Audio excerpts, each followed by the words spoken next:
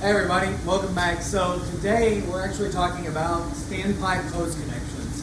And you can see here, we're going to talk first about the different classes of standpipes, and then we're going to talk about the requirements. A lot of people don't know about the requirements for both an inspection and an annual test of your standpipe connections.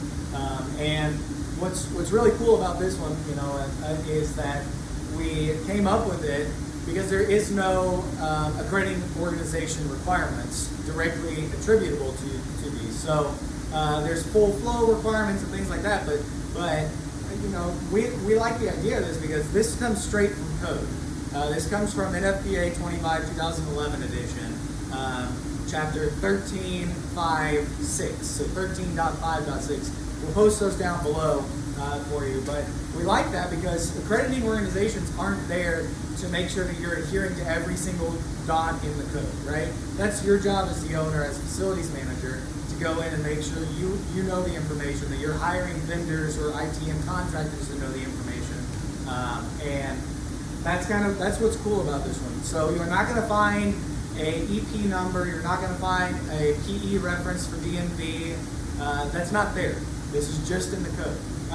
So let's talk about the classes first of standpipe. Class 1 standpipe is where what most hospitals are going to have, especially new hospitals, it's just a 2.5-inch hose connection. And most of the time you're going to find it inside of the stairwell. So what's interesting about this, and we're not going to talk about this today, it's a whole nother video, but it's really good, is a lot of your lower floors, if you've got a high-rise hospital, a lot of your lower floors are going to have pressure-reducing valve hose connections. You may have a pressure-reducing valve somewhere else, but we're going to talk about pressure-reducing valves in a different video. So we won't talk about that. Just know that that's something to keep an eye out for. A Class 2 system is where you only have a 1.5-inch occupant hose connection. You're always going to have a hose. You see that we have our hose removed, and we'll talk about that here in a second. But you're not going to. I've never seen a hospital that just has a Class 2 hose connection. It may be out there. I just have never seen one. Where you're mostly going to find it is different occupancy types, like a residential occupancy, high-rise, or something like that. Some hotels, older hotels will have them where it has the hose in there, but don't. So you can see we don't have it. So that leads us to Class 3, which is where you have both throughout the whole hospital. At the time our hospital was built, this hospital, we weren't required to be fully sprinklered. But we were required to have a Class 3 standpipe system, which means that we had both the occupant hose and the 2.5-inch connection throughout the whole building. We have a waiver from our AHJ because we're in the process of sprinklering our hospital, and we've removed the hose. Now, there's some caveat there of why, but again, if you want to know the specifics on that, just reach out to me directly. But we do have a letter from our AHJ saying that we can remove the hoses. So, that all being said, as we're going through and sprinklering the building, we're actually removing this 1.5-inch connection, completely capping it off. Just won't even be there. And we're migrating all of our 2.5-inch connections into the stairwell.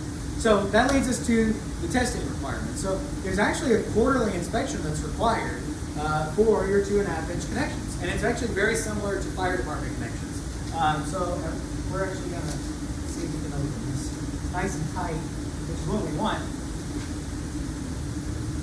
So we actually tested this valve already. Oh boy.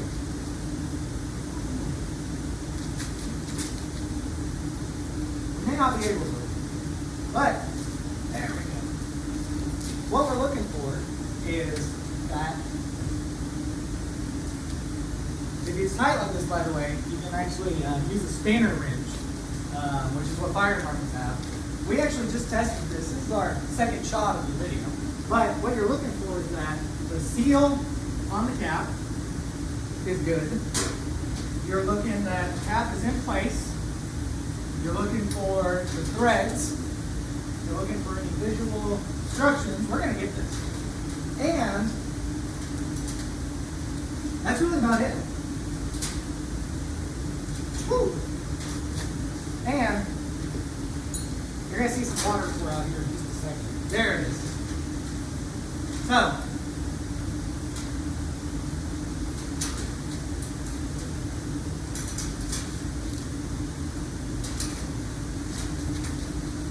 all right.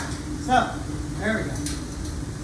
You can see I broke the chain on it, but so there's a little bit of air coming out. It's because we just opened that valve. All right. So again, have your spanner wrench handy, and you won't have to go through all that. But we'll have to reconnect this chain. What we're looking for is, like I said, there's your seal. Make sure it's not deteriorated. Make sure everything's good in here, right? And then that's really it. And then you have your annual, which is a full valve exercise of that hose valve. So what we do there, code's very clear in the annex. It says you don't have to flow water. That's not the point. That's not what we're trying to do. We're not flowing water. What we're making sure of is that this valve fully exercises. And the reason that we're doing that is if a firefighter actually hooks up to this valve with the 2.5 inch hose, then there's a fire somewhere. They don't just hook up valve or hoses to the valve for no reason. There's a fire. So every second matters at that point. So if they have to grab their wrench and crack this valve open, or if it's frozen shut, then we're just wasting time getting that fire out. So that's why we do these annual full valve. And what you do is make sure that it's tight, the cap is tight. Make sure the seal is in there. You know, that's why you do the quarterly check first. And then all you do is a full exercise. Open it up all the way.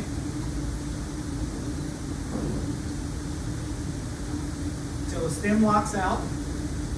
Done. And close it.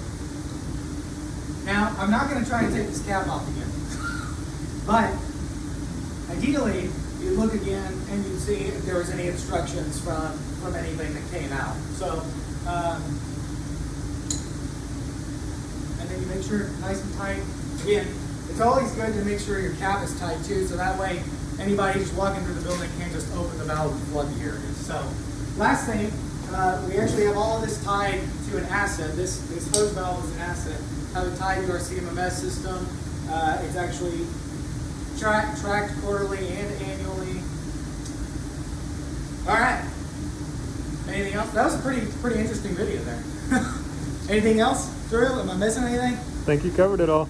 All right. Say hey to everybody, and guys, I want to thank Drew again as always. You know, he's coming up with these great ideas for videos to share out to everybody. So thanks, Drew, and everybody. Happy learning.